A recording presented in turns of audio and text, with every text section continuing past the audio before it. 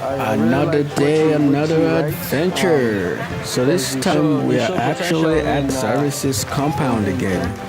The school that I'm working with, where the students go. Talk study we're doing. This is the school that the students attend. And Jennifer Yellow, actually, it turns out she actually lives within the compound of the school, you know.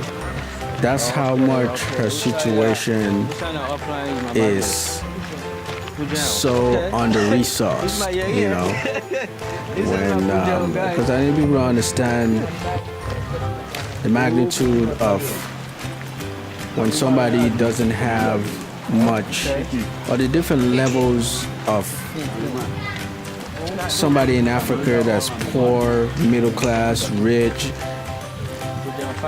and she is one of those kids that she's below, because I'm not sure exactly what the living situation is like within the school compound, but there happens to be some living situations in the school compound, whether it's a build-up shack or a small pambodi or some kind of mud house or whatever it was. I'm not sure if the school created these small facilities to house some people, you know, who do not necessarily have a place to live. But we're walking with her. These are some of the classes. My cameraman walking in front to get a shot of us while we're walking towards him. So folks, I don't know if my dad is in the military or whatnot, but they're in Upline, which is the village, and yeah, she's telling us she's in the compound. I'm having fun with her, whether she's ever late to school, because she's literally right there.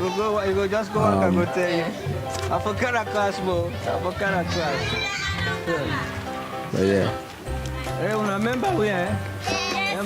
Come back. Some of the kids, they're like, "Oh, we're back. You guys are back." They were like, "Oh, those guys are back." I was glad at least we picked someone in the. So yeah, this is really a random selection too. And I like to explain, when we did the survey, we did not know she lived within the compound. I think she also have another friend. Yeah, that's Nancy Margaret. Yeah, Nancy Margaret. She also lived in the compound, and I also interviewed her. But this was so random, like, yeah. And one of the reasons why I selected Jennifer Yellower, and I'm not going to lie, maybe I was, even though it was a random selection, we had standards. We were looking for certain guidelines, you know, and she just fitted those guidelines of some of the kids who are unfortunate, and she is one of them. And when she wrote, she literally wrote on a separate line on she did not answer a question. She said, "Please help me, I'm very poor, I need help, nobody's paying for my school fees." And that's kind of like how I selected her, partly because she was like, "I hope you hear my cry, my mother is poor, help me," you know. So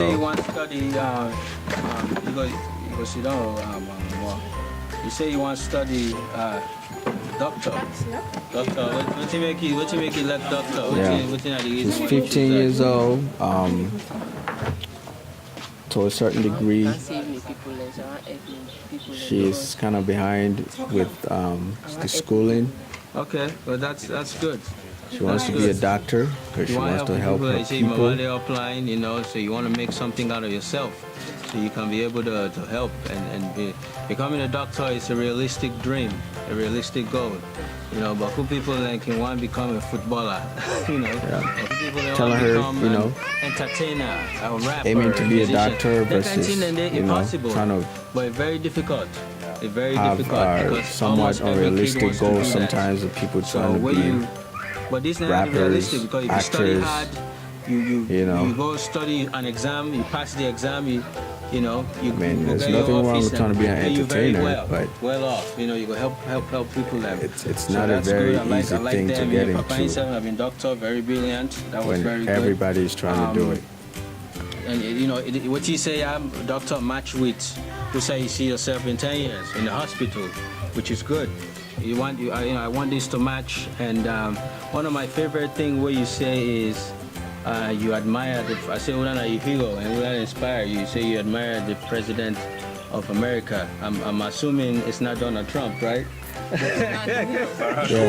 So I asked her who her hero was, and she said it was the president of the United States. But during that time when I was in Africa, I just want to hear your story. as we all know in the what you States, see Trump was elected president of the U.S.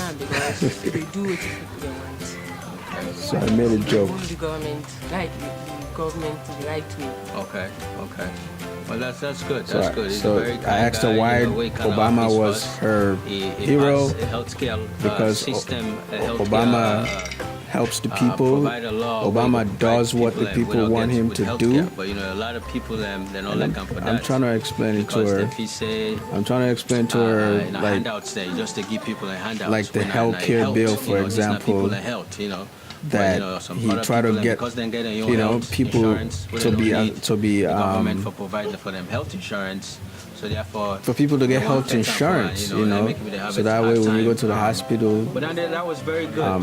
you know, it mainly had to do with his mother So anybody who getting admires sick, somebody like you know, Barack Obama, maybe to not be getting the proper somebody health with coverage. potential for be something in life. I'm just explaining it Because, to as her. you know, this guy came Even from though nothing himself. And to a lot of parents people them that they help healthcare out bill school, was not you know. popular, Mama, but that's one of the examples that he was trying to help people. But obviously, because of the hard America work, is a very smart, complex focused, society. Now he can So, become somebody. So he gonna Harvard.